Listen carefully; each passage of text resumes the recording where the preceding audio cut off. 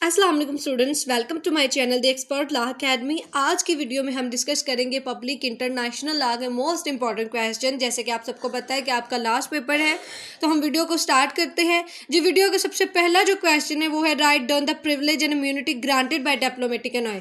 तो वीडियो को स्टार्ट करने से पहले अगर आप मेरे चैनल पर नए हैं तो मेरे चैनल को सब्सक्राइब कर लें ताकि आपको बर वक्त न्यू वीडियो मिलती रहें। और इसके साथ साथ हम स्टार्ट करते हैं अपनी वीडियो का, जिसमें पहला क्वेश्चन है हमारा कि डिप्लोमेटिक एनॉय कौन होते हैं। ये बेसिकली जो है ना सफारताना ताल्लुकात कायम करने के लिए सफ़ीर मुकर्रर किए जाते हैं, जो अपनी कंट्री का रिलेशन जो है कायम करने के लिए दूसरी कंट्री के साथ गुफ्तगू करते हैं। तो उनके राइट्स एंड ड्यूटीज़ आपने बताने हैं।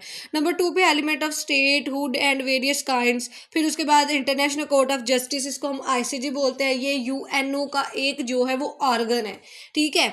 तो ये आपका क्वेश्चन जो है इंटरनेशनल इंस्टीट्यूशन में से लिया गया है। ICJ and UNO formation, WHO है, IMF भी इसमें आता है, but the most important is one.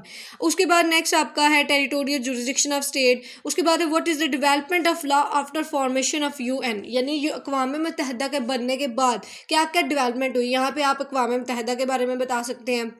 Further जो उसका चार्टर बना आप उसको एक्सप्लेन कर सकते हैं, बिल ऑफ राइट्स को एक्सप्लेन कर सकते हैं। तो स्टूडेंट्स, इनके लेक्चर्स के मज़ीद मैं बताने से पहले आपको बता दूं कि इन तक के तमाम लेक्चर्स जो हैं वो रिकॉर्डेड फॉर्मेट में हमारे पास मौजूद हैं। नोट्स भी हमारे पास मौजूद हैं। अगर आपको इन नोट्स तक एक्सेस चाहिए तो आप हमसे व्हाट्सएप पे कांटेक्ट कर सकते हैं।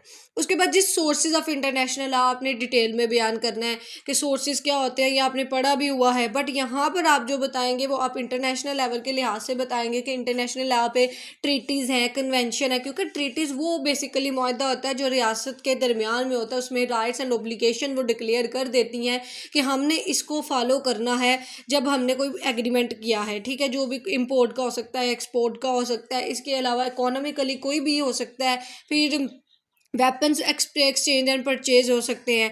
तो वो सारी चीज़ें इसमें कवर होती हैं। फिर ज्यूरिस्टिक राइटिंग आती है, कस्टम्स आते हैं। उसके बाद अगला क्वेश्चन आपका what is the relation of international law and national law.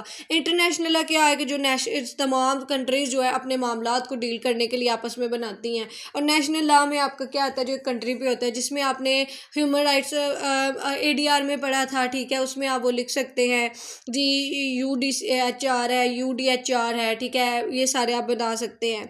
फिर उसके बाद आता है subject matter of international law के हम क्या सब्जेक्ट मैटर देखते हैं, कौन सी चीज़ें हम इंटरनेशनल लॉ में पढ़ते हैं। तो ठीक है, वो सारी चीज़ें आपने यहाँ पे लिखनी है। यहाँ तक आपके मोस्ट इंपॉर्टेंट क्वेश्चंस हैं। अगले क्वेश्चंस आपकी चॉइस पे, अगर आप उनमें से मतलब कोई स्किप भी करना चाहते हैं तो कर सकते हैं। टोटल ये 15 क्वेश्चंस हैं।